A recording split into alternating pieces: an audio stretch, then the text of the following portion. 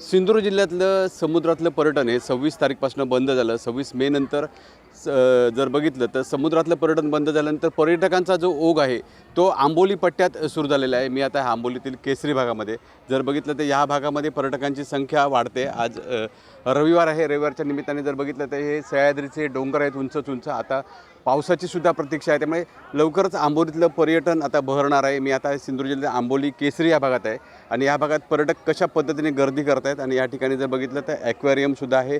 त्याचबरोबर सिंधुदुर्ग जिल्ह्यातलं सर्वात महत्त्वाचं भालेकर खानावळ त्याचं जेवणसुद्धा मालवणी जेवणसुद्धा या भागात मिळते. त्यामुळे पर्यटक आहेत ते मोठ्या प्रमाणात गर्दी करतात. माझ्यासोबत इथे पर्यटक आलेत, ठिकठिकाणातून पर्यटक आलेले आहेत.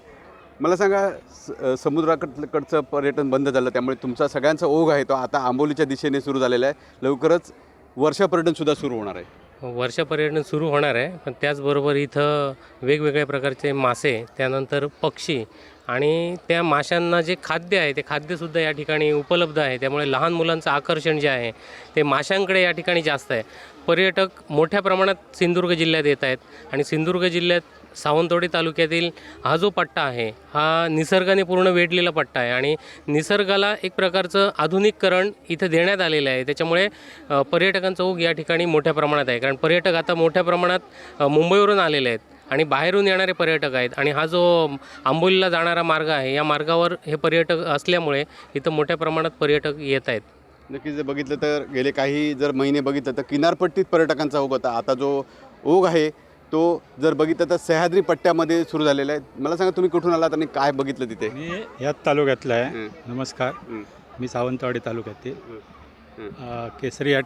केसरी गाव मी बघितलेलं आहे यापूर्वी, पण विशेष करून या ठिकाणी हे पर्यटन स्थळ पाहायला मी इथे पहिल्यांदा. नक्की मला सांगा, तुम्ही कुठून आलात आणि कसं वाटलं इथलं? मी ॲक्च्युली पुण्याचे आहोत.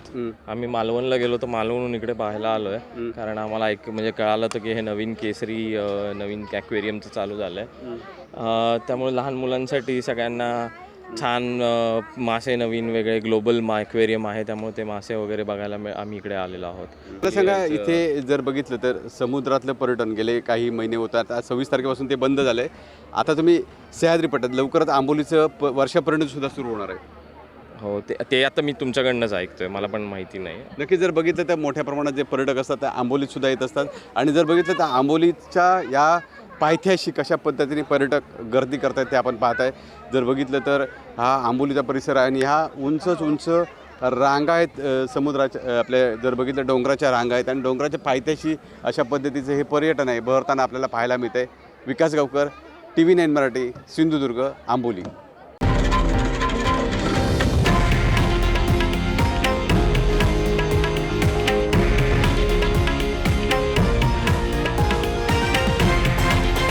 हे आहे देशातील नंबर 1 न्यूज नेटवर्क आणि आपण पाहत आहात TV9 मराठी, एकमेव.